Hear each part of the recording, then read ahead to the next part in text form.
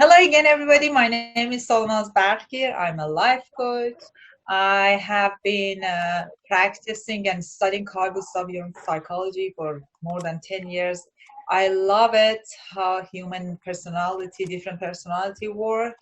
And then I studied, I'm an honored graduate of from Tony Robbins coaching school. And I have been practicing coaching in different areas like relationship, career, if you want to see which path you want to pursue, and also finances when it comes to your fitness and your health. These are 4 areas that I can coach you. And that's it. Today I'm going to Perfect. talk about my favorite book, Mindset. Awesome. Yes. Awesome. Okay, so we are live on Facebook now. I think Okay. everything is okay. There were some technical difficulties, but it's okay now. Awesome. So I can make you the host, co-host, so that you can share with us. Co-host is better than being host. Awesome. Let me see. All right. Okay, now you can share with us your screen. So Solmaz, before we get started, why did you choose this book? Why did I choose this book? This is the, okay, now it works. This is the my third book. The reason I chose it is that after knowing the power of our habits and habit loop, and then knowing how they can be compounded and changing our lives, we need to know how our mind works. And this is the best book can help us with that. Can help us with the fact that how our mindset works in daily basis, how we can be stronger in some areas and weak in other areas, and how we can figure out which part of our mind is dominating. That's why I chose this book. It helps a lot. Awesome. Perfect. So the stage is yours. Whenever you're ready, you can start. Okay, everyone. As I said, Mindset has been written by Carol Dweck. Okay, hold on. Let me do one good thing. Pin my video. Yeah. Carol is a world-renowned Stanford University's psychologist. She has been doing lots of researches, and this book is as a result of all those researches. She found out that people have different kind of meanings for success in their lives, and different aspects of their lives, like sport, relationship, business, art, any area of life can be dramatically influenced by how we think about our talent and ability. During her researches, she found out that, different people, based on the kind of mindset they have, they interpret an incident differently. And that's how they make different decisions. She starts with a question. I'm going to ask you this question, and I will give you a little bit of time to think about it. Okay? The question is that, see, there are 4 sentences, and I want you guys to tell me which one you agree the most. The first one is your intelligence is something very basic about you, that you cannot change it very much. The second one says you can learn about new things, but you cannot change how intelligent you are. The third one says no matter how much intelligence you are, you can always change it a quiet bit. And fourth one, you can always substantially change how intelligent you are. Alireza, can you share with us which one you agree the most? Well, with number 4, for sure. Number 4. Good to know. Yes. Good to know. There 3 are people say number 4. Number 4 people say number 4, yes. Good to know. Let's talk about it. Carol, during the whole book, talks about 2 mindsets. Fixed mindset, growth mindset. I'm going to to give you lots of examples that you can completely understand the concept of it. She says your intelligent mindset comes into play in situations that involve your personal qualities. What does that mean? It means that you have two different mindsets that parallelly they're engaging you in life. One of them is fixed mindset, which makes you concerned on how people judge you, concerned about judgments. The other one, growth mindset, concerns you about on how you can improve yourself. Okay? The good news is you have a chance. Mindsets are just beliefs, but they're really powerful beliefs. But they're just something in your mind and you can change them. So you're not just obsessed with them. After reading this book or listening to whatever I'm saying today, you will think and decide that how you want your life to look like in future, and which mindset you want to accompany you most of the way. So for those who are thinking about these 4 questions, the first 2 mindsets, the first 2 sentences are for those who are dominantly working with their fixed mindset. The second last are growth mindset. So she asks a very interesting question here. She says, is success about learning or proving that you're smart? And then she says, now in each question, she goes with different mindsets to tell us how different part of our brain work. Fixed mindset people, they don't do mistake. Mistake is equal to failure. Failure is equal to a haunting trauma for the rest of your life. This is how they think. Children with fixed mindset make sure they succeed. Smart people should succeed, always. They can't fail. You have a certain amount of intelligence based on your fixed mindset, and you cannot really do that much about it. Okay? What about growth mindset? People with growth mindset, they choose hard tasks one after another. They just want to figure it out. They want to become stronger and improve more. Children with growth mindset believe that they need to stretch themselves and they need to get smarter by practicing more. So people in growth mindset, they don't just seek challenge, they thrive on it. During Carol's researches, she came across to this girl, one of the students, who she asked, okay, when you face this kind of subject that you cannot figure it out in school, in the classroom, among your classmates, what do? She said, I will just, if I'm wrong, I correct myself. I accept that I'm wrong and I need to correct myself. If I can't figure it out, I raise my hand and I said, excuse me, I need help.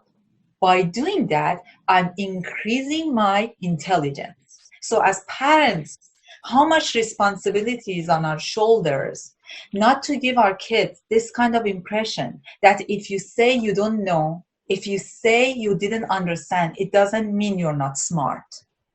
It means you are getting smarter. It doesn't mean you're not intelligent. It means that you need to gain more of it. You need to practice it. And then she talks about the time we face challenges. In fixed mindset people, when they feel challenged, if they don't feel they're smart enough, they just give up. They lose their interest. Students with fixed mindset, they just stay interested only if they can make it right away. If they can reach their goal right away. Otherwise, they give up. They don't go further. But students with growth mindset, they have the same level of interest, even if if they face more challenges. Challenge and interest go hand in hand for them. They think this is hard, this is fun, right? And they don't seek for challenge. They just don't seek for challenge. They thrive on it. The bigger the challenge is, the more they stretch. Another interesting concept she talks about is potentials. She says how you can talk about an assessment, do one assessment on a person, and then with that little value that assessment has, go further and just measure and value every single part of that person's future regarding to if they are successful or not. For my Persian friends, this potential section of this book brought up many memories of my school time back home. As you all know, if you want to go to university, you should write this test. They're called concours. Concours is kind of test. It's once a year. Students have 5 to 6 hours to write it. It's very time sensitive, and you can do it once. You cannot change your major. So whatever you do that day will determine what kind of person you are in future.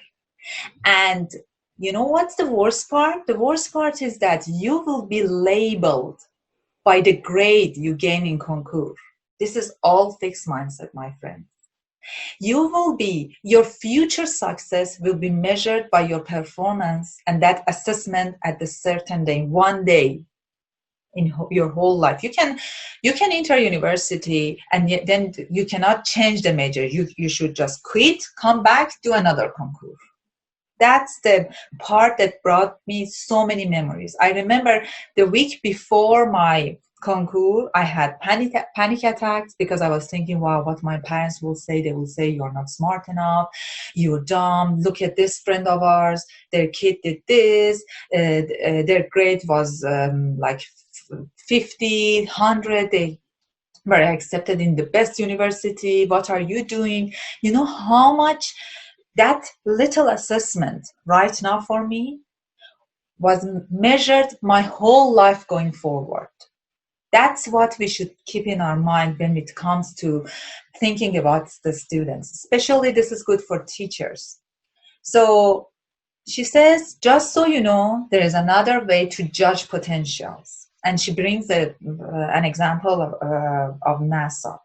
In NASA, there were times that they were soliciting applications for astronauts. Interesting to know, they rejected every single person with pure history of success and instead selected people who had major failures in their lives, but they bounced back and they took lessons and they created kind of different life for themselves.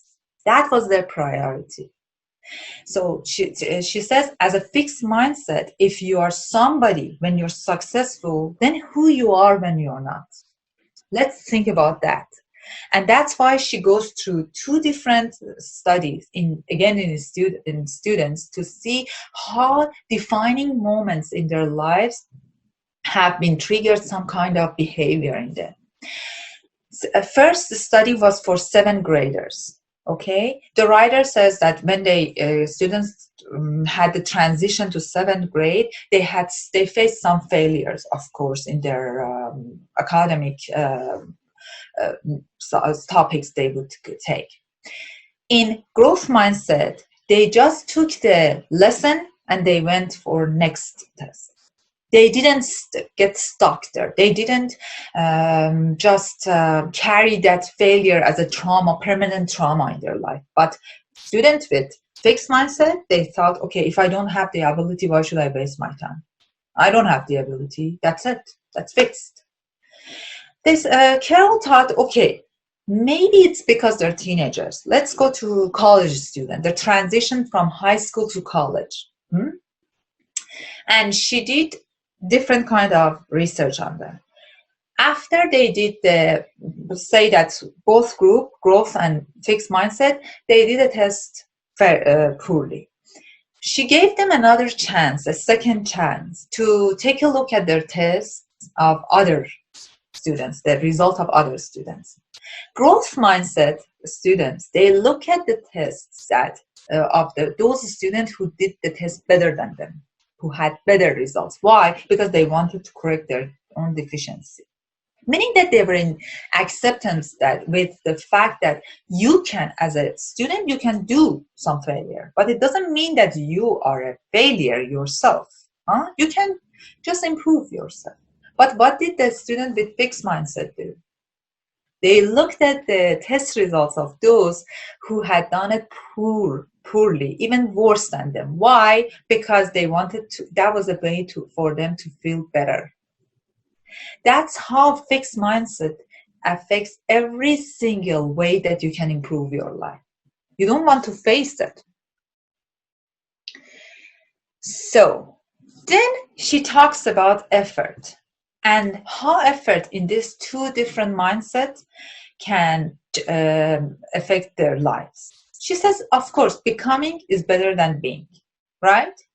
She says, in growth mindset people, effort ignites ability and turns it to accomplishment. Even geniuses, they know that as a genius, I should work hard for better accomplishment. It's not like that. Because I'm genius, I should just sit and see the result of my work. No, that doesn't happen. But to what happens to fixed mindset? First off, for fixed mindset people, effort is extremely terrifying.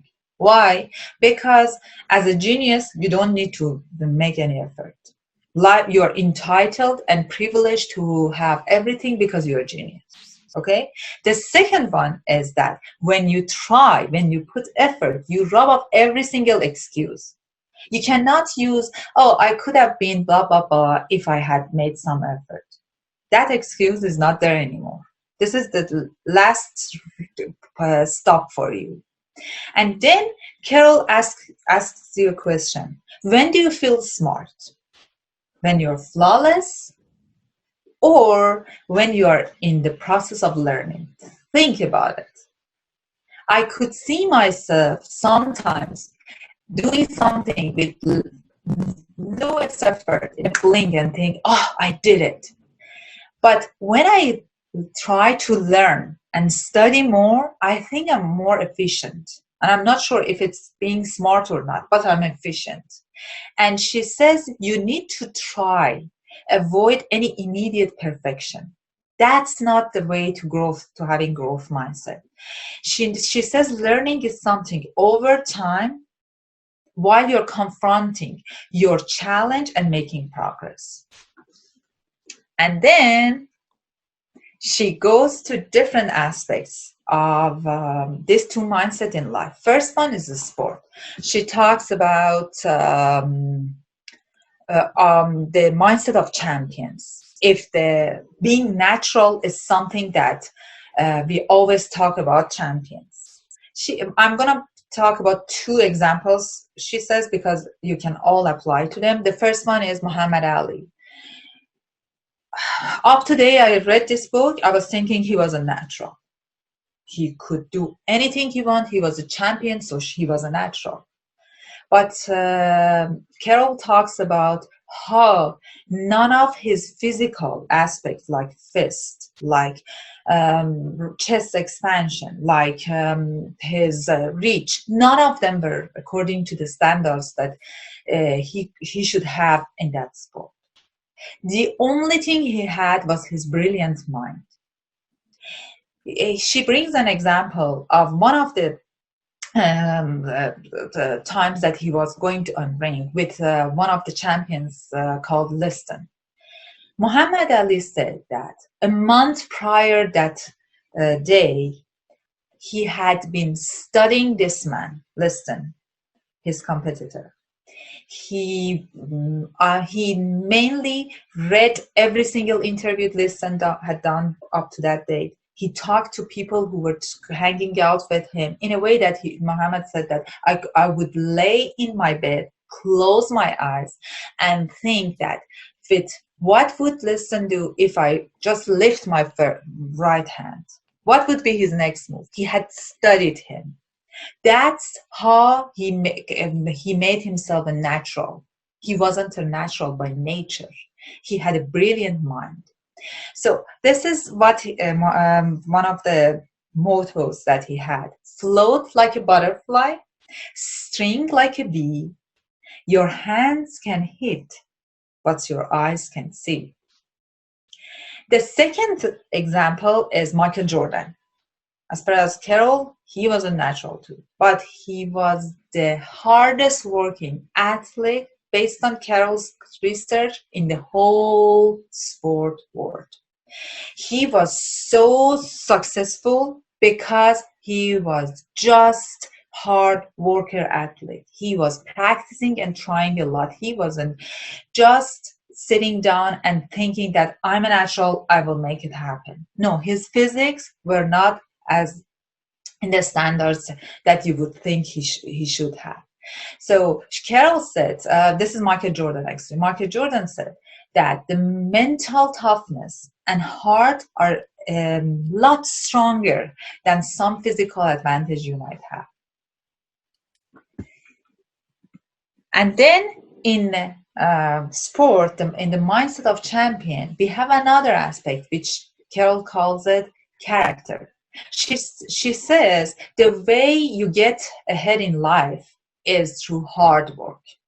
And that is going to your character. Your character should be kind of that character that you have ability to dig in and stretch and be so strong when things go against you. Right? And then she compares two mindsets, of course.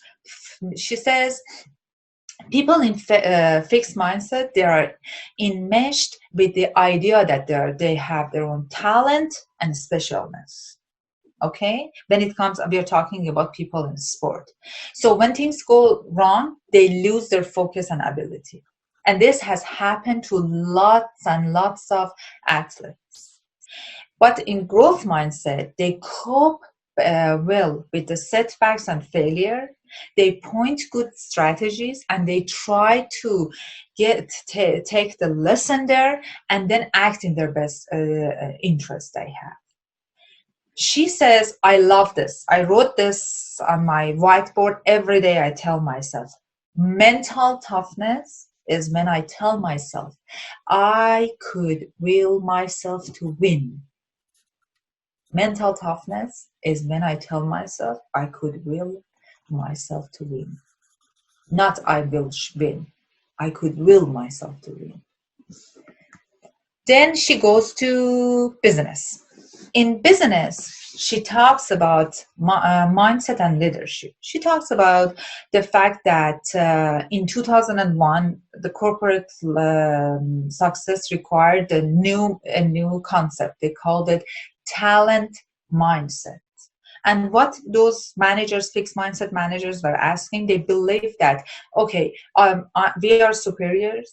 Because we are superior, we should display ourselves there up in the hierarchy, and we need to prove ourselves constantly that we are here. This is us. You're the rest. You should sacrifice your position, your time, your life for us, and then to feed us our needs. And then the worst part is this kind of managers, they sacrifice their whole company's needs, the whole vision of the company for their ego.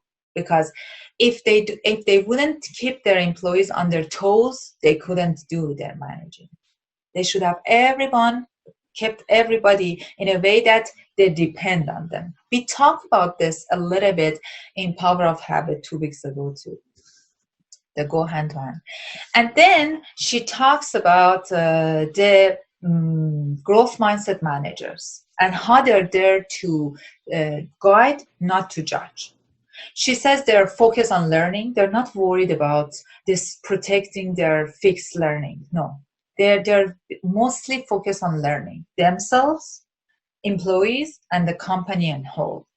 They use feedbacks and they don't even care who is this feedback is coming from, but they alternate their strategies accordingly. They start with the belief that human being has a potential, then they can develop.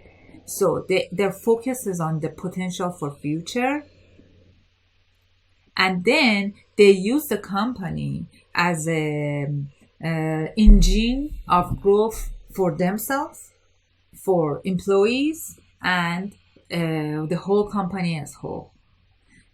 Carol says that true self-confidence is the courage to be open, to welcome change, and to welcome new ideas, regardless where it comes from. And then we talk about relationship.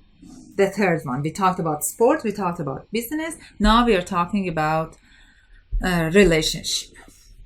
She says it's interesting. We always think that the course to true love may have some bumpers and challenges, but she says no. Even when you think you are running a true love, still you may face lots of challenges. The path to true love may be full of disappointment and heartbreaks. But that is not doesn't matter. What matters is that in fixed mindset people, they have a recipe that, okay, to heal my wounds, I should take revenge. Revenge is sweet. I had a client once, they broke up, and when I asked them, okay, they were really restless. And when I asked them, what makes you feel a little bit better?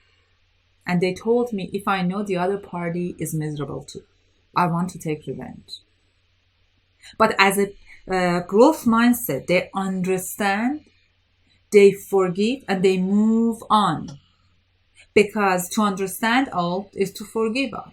If you just keep it in your mind that I should take revenge, I should think that, oh, what is he doing? What is she doing? What's happening to him? Yesterday, Sarah talked about grieving. It applies to grieving too. You need to forgive, you need to understand, and you need to move on. And then she talks about mindset when you feel in love, when you fall in love. She says that in falling in love mindset, people in fixed mindset, they think that, okay, your personality traits, your partner qualities, the relationship qualities, everything is fixed. Nothing will be changed. It is what it is. And it's, you know what's the worst part? They think they're all there for judgment. People can judge them. Versus people in growth mindset, they think that, you know what, everything can be developed. I can get better, I can change, I can grow, I can improve. The same, my partner can change, my partner can grow. Hand in hand, we can make a better relationship and all. So the way that they look at the relationship is totally different. People in fixed mindset, they have two problems when it comes to falling in love. The first one is that they think that if it doesn't work, so it didn't meant to be. So I'm gonna put it aside, jump to another relationship. This one doesn't meant to be. But it's not like that, my friends. There's so many conflicts in our lives. Of course, fixed mindset, when they see the conflict, the first thing they do, they assign the blame instead of when they see the problems.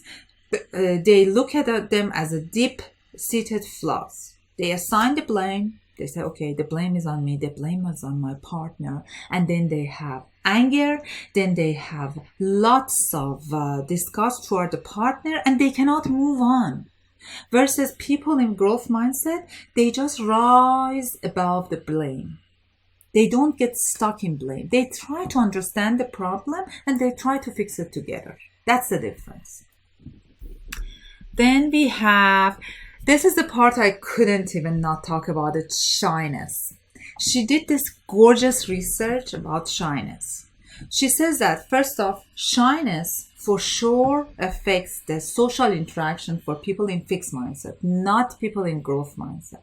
She says that it doesn't mean that people with growth mindset, they don't experience shyness. Of course, there are people who Carol calls them the shy growth mindset people.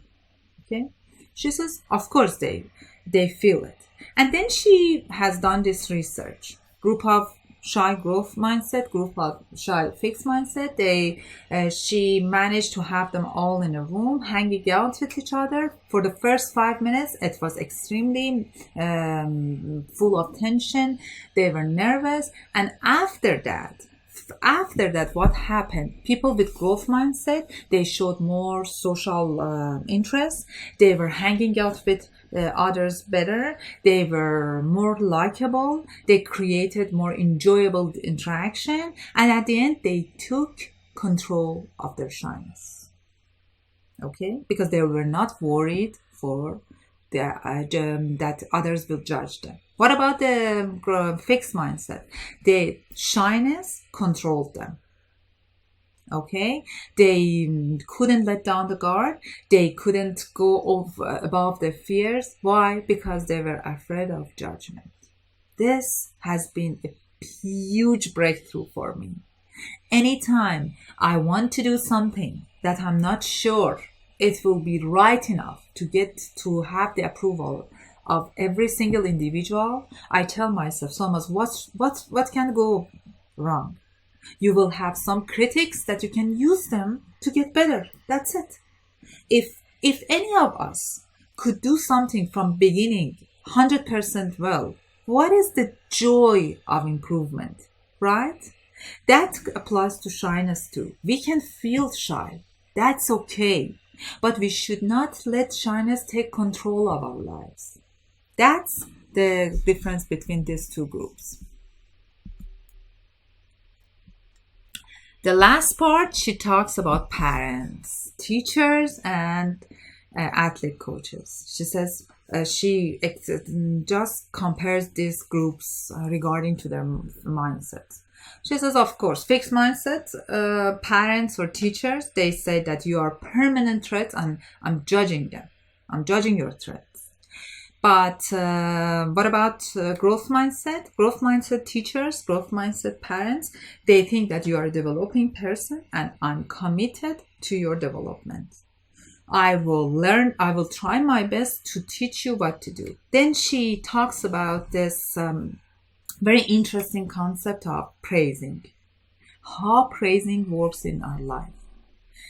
She says, please avoid praising your kids for their being genius, their being smart, pretty, handsome. These are not areas that they need praise.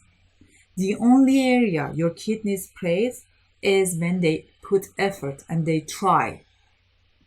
Versus just because they're gorgeous, because they're pretty, because they're cute. Those are not areas that you need to praise your kids. Those are really dangerous areas. And just think about the cultures we are coming from and how we have been praised for stuff that we didn't even earn them. She says, if parents want to give their kids a gift, the best thing they can do is to teach them to love challenge, to be intrigued by mistakes, enjoy effort, seek new strategies, and keep on learning. The children, in this way, your children will not be slaves of praises. How much our children, I'm not talking about having the kids, parents' approval, praise. Then your children will have a lifelong way to build and repair their own confidence. When you praise them on something they tried on. And there is an example, of course it will go with the example better. She talks about, of course, children will feel discouraged and vulnerable when they face failure. She has this real example of a girl, her name was Elizabeth. She was part of a huge contest on gymnastics, and although there was so much hope for her through her parents, through her family, friends, school, everyone was praising her that you will do great. When she attended the area contest, she had lots of other competitors that were far more stronger than her. They were in gymnastics for a longer time. They were champions from previous years, so she lost. Imagine the amount of vulnerability and discouragement this girl faced. Now another challenge for you guys. Imagine they're Elizabeth's parents and you have 5 choices. The first choice is that you tell after this contest, you may tell Elizabeth that, you know what, you thought she was the best. Or you say she was robbed of a ribbon and that was rightfully hers. The ribbon was hers. She should have been chosen. That wasn't fair. Okay? And then third one is reassure her that gymnastics is not that important. That's another choice. The fourth one is that she has the ability and she will surely win next time. And the last one, you may choose to tell her that she didn't deserve to win. Now I want to challenge you to think which one you will choose. Alireza, do you see anything? Alireza, what would you say?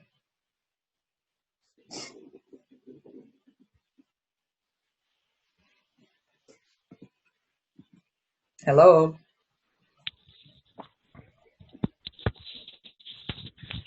Oh, I was mute all the time, and I was explaining. I'm saying. Oh, you're mute. Okay. Yeah, I'm with number 4 for sure. I will definitely tell her that she is able to do it, and she can win. I will not tell her she will win, and I will tell her it's not guaranteed.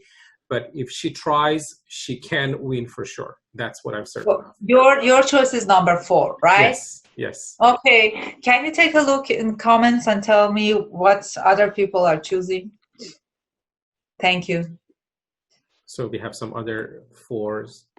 So you always put the best answer in as number 4, as choice number 4? It's not me, it's Carol. Okay. Oh, so 5. We have a 5. Yay! We have something else. Yay! Ruthless compassion. Who is 5? Who is 5? Do you have the name? Yes. It's her name is iPad. Okay, iPad. What's your name? I want.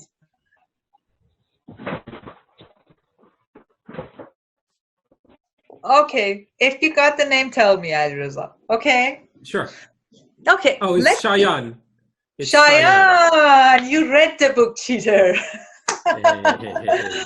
But that's right. Let's go through the answers. The first one says that you thought she was the best. This is the biggest lie ever. It's basically completely insincere. She wasn't best, and you know it. She knows it. By telling her you were best, you are just telling her how she can recover from future failures. She wasn't best. The second one is she was robbed of a ribbon and it was rightfully hers. That's another lie. You are telling her that from now on, whenever you face failure, just blame others. Blame judges, blame others, and always protect yourself. This is how you will face failures and setbacks. The third one is reassure her that gymnastics is not that important. That's another lie.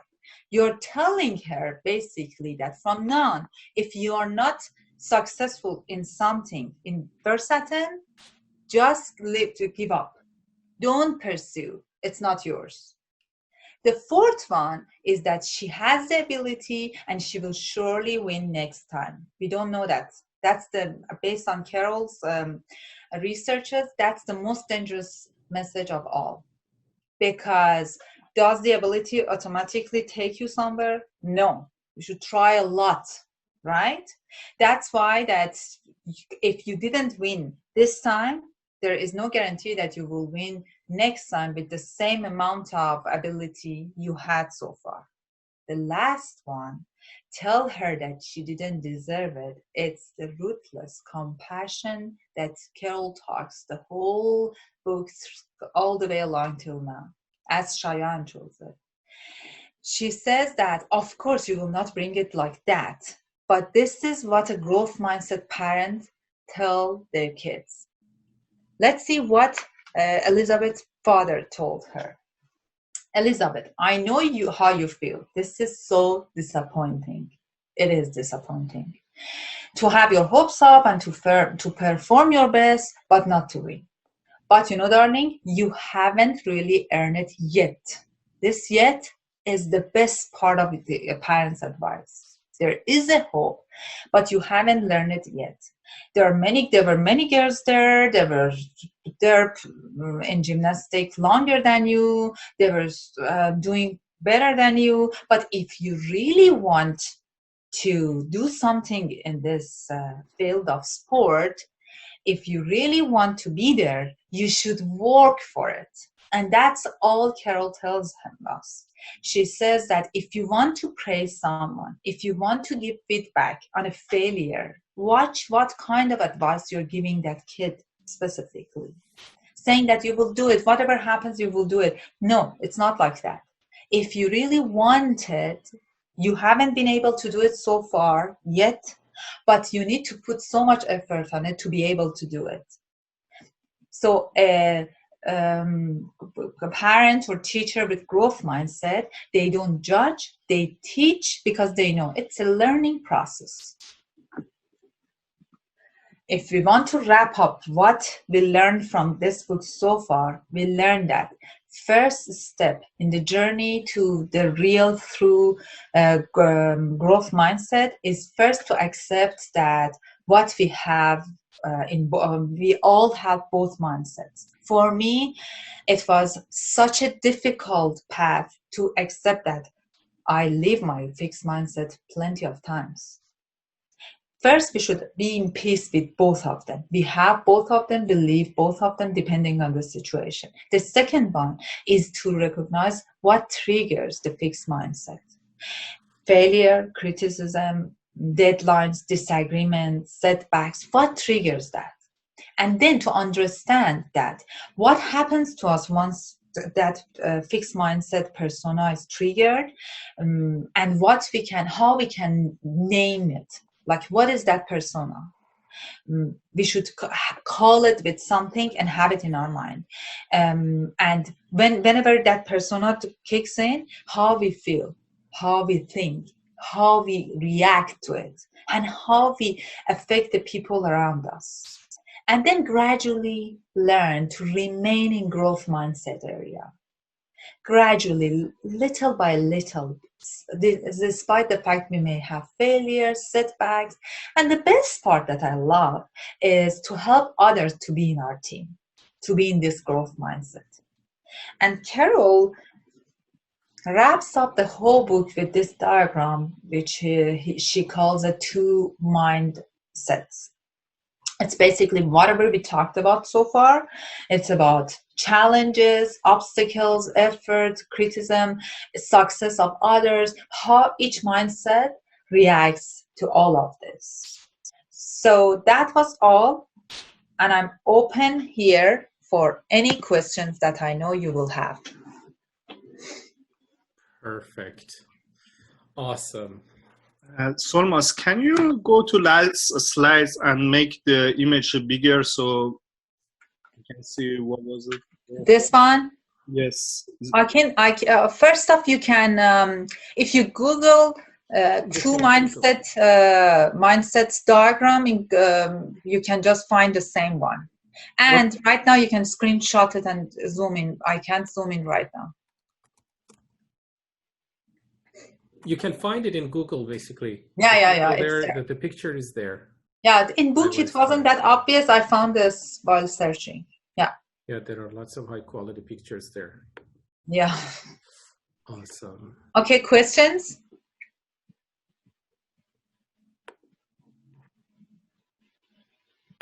So do we have any question? You can ask question by unmuting yourself, or you can type here in the chat box.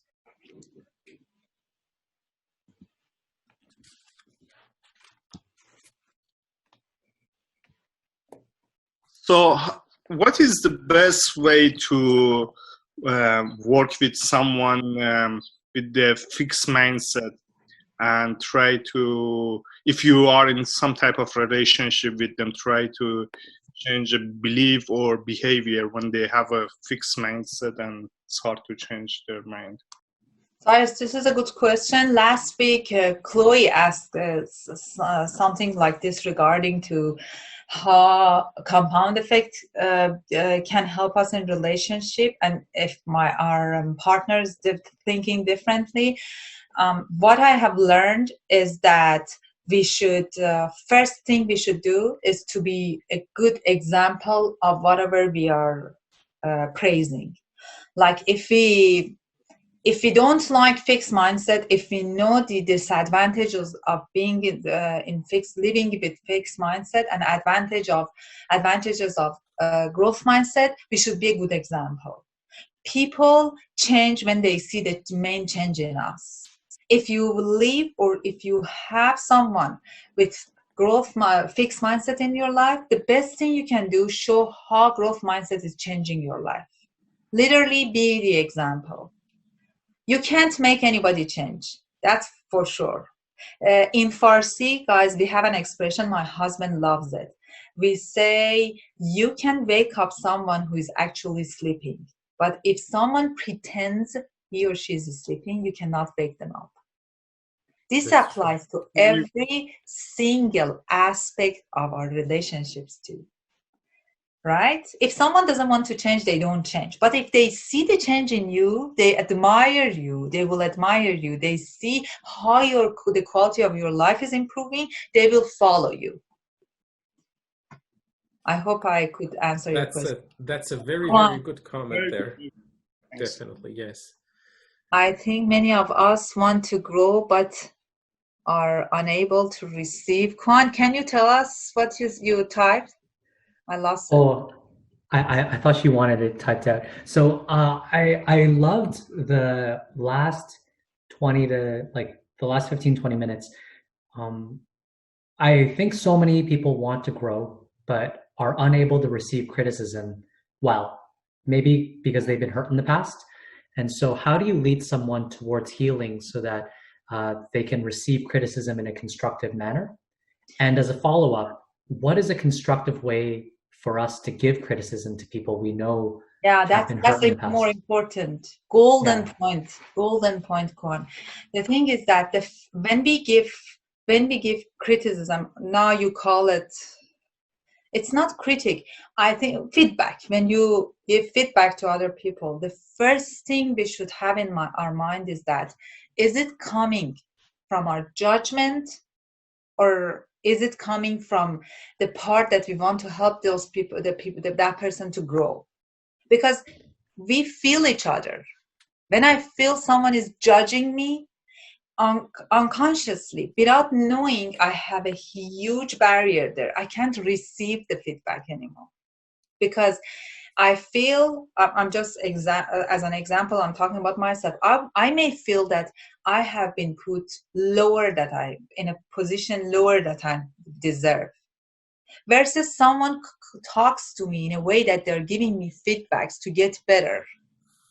The only thing fixed mindset people get so much criticized as the only reason is that because they have the fear of being judged. And let's face it, myself, from when I was in school, I remember our teachers in the beginning of school years, especially in first 4 years, they used to categorize kids based on their being smart or kind of dumb. Okay, and there was always a couple of smart kids, we call them zerang, and they had other kids in their groups, and that was it. There was no feedbacks. The teacher would actually put you in a group till end of the school year. There was no way you could get better. There was no chance that you would be out of that group, right? So how can you give feedback to that kid when they know that, okay, they will be traumatized for the rest of the year by being labeled as a dumb kid, right? I guess it comes back from the kind of feedback where we are coming from, how much we are really judging, or how much we are being genuine. As a life coach, sometimes this being ruthlessly compassion, it's such a different thing for me to do, because I'm constantly thinking about myself. Am I judging this person, or I'm really trying to give them as constructive feedback?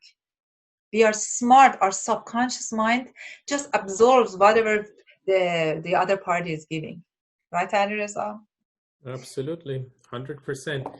Well, this is also about the mindset, because if someone has a fixed mindset, then criticism becomes a challenge, a very big challenge, because in their ideas, what is mindset basically? Mindset is a set of attitudes that we have about something.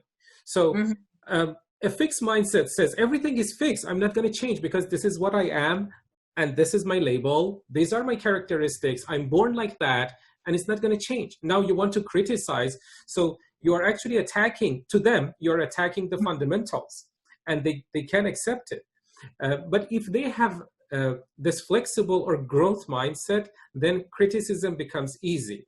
Then the question is like how we can approach. Then if we understand how we put questions together in a nice and easy way, in a constructive way, they can put their emotions aside and listen to us so that they can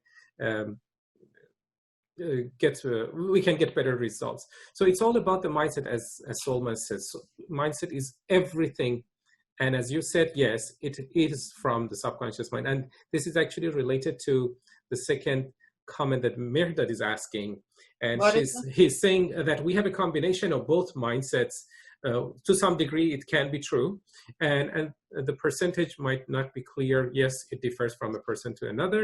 And the question is, are our mindsets controlled by our subconscious minds? That's what he's asking. Yes. Carol says that we receive some labels from our childhood. That's why our role as parents is so crucial, people. We put in our kids' subconscious mind, we plant teeny tiny seeds as you being smart, brilliant job. You do this and you achieve this, great work, right?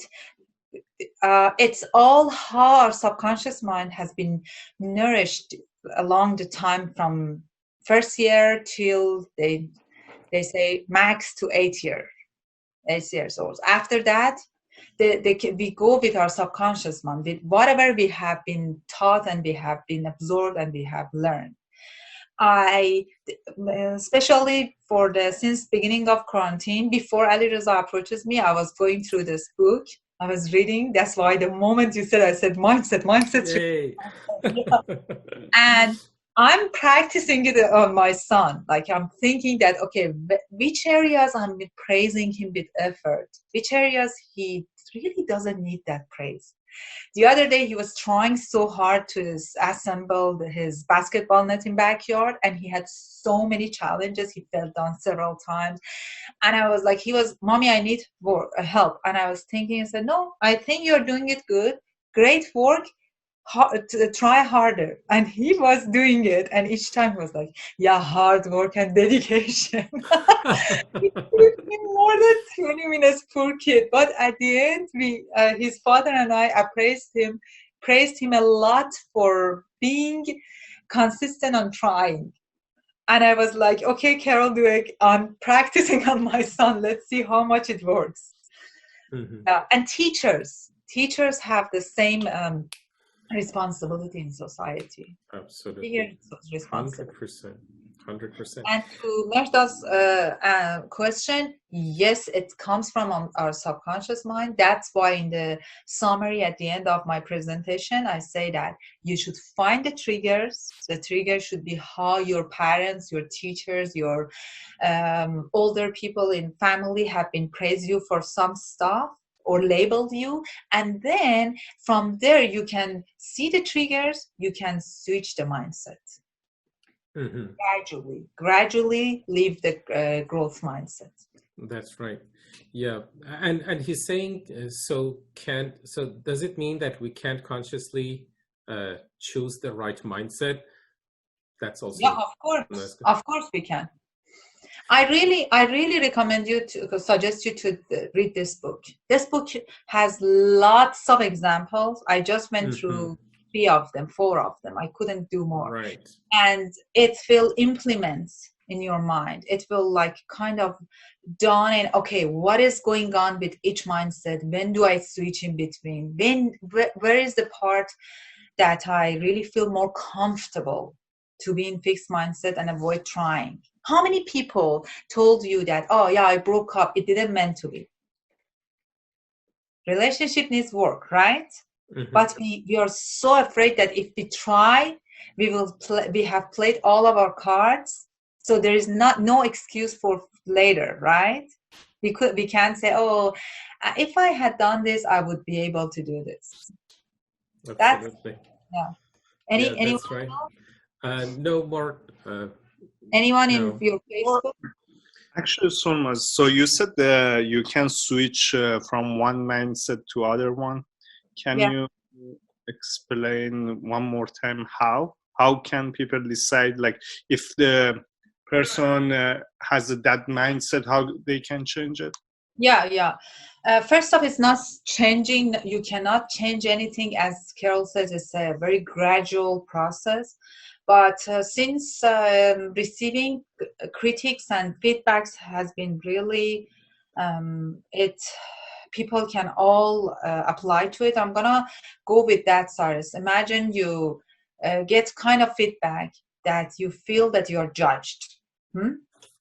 Like someone tells you that, I don't know, tell me like you are a bad driver.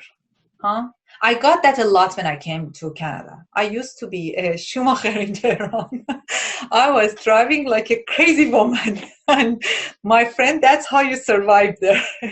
But when I came here, I used to get so many critics on my driving. Everyone was like, oh my God, don't sit beside Solmaz. She's, and I was thinking I'm doing good. But it came to a stage of mind that I thought each time I would think myself, okay, see, you can't do one thing right. You can't be a good citizen. You can't drive. Driving, what is driving? It's the easiest thing, and you can't even do it that right. And I learned that, okay, I will try step by step. Each day, I will try one thing right in driving, and I want to make sure I'm doing good. My driving has been much, much better, of course. I knocked the wood. I never had even one ticket so far. But let me tell you, Cyrus, some people keep defining you with the same kind of judgment that they have found in you in the first day. And they keep criticizing you with the same judgment. To cleanse Anne's question, this applies to that. You cannot change their mind, but you can see that if this is a right critic or not. And when they're labeling me, am I going to trauma of being permanently labeled as a bad driver? Or I'm thinking that I'm trying my best, I'm in the process of getting better driver, and I'm not going to let those labels to define the rest of my life. My performance as a driver, knock the wood, haven't had any tickets, shows that I'm doing good, right? Good job. So thank you. You can't change it. You can't switch it like this, but you can work on it constantly. Mm-hmm. This is very, very good point.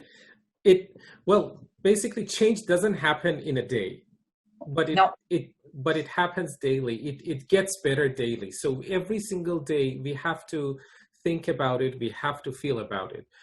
So with regards to even what Mehrdad says, yes, it is from the unconscious mind, but we can consciously change it. The first step to change is to be conscious of what's wrong, what is the right way, and then using the strategies in order to change. And once we understand this, everything becomes much easier for us. If we are conscious of our mindset, we can change it. Yeah, and praise ourselves for whatever achievements so far we have done, right? We have a challenge with Kwan and the whole group, and each night I fulfill the challenge for that day. I praise myself for that, because that's how I keep myself in growth mindset, not fixed. Right. For the effort. I guess we are out of time. 2 minutes. Guys, thank you very much for being engaged. Thank you for being here. Thank you for all your questions. And next week, we did all these books so far. Next week, it's about daring greatly. It's about being vulnerable. Awesome. Thank you again, Solmaz, and thank you everybody for your time.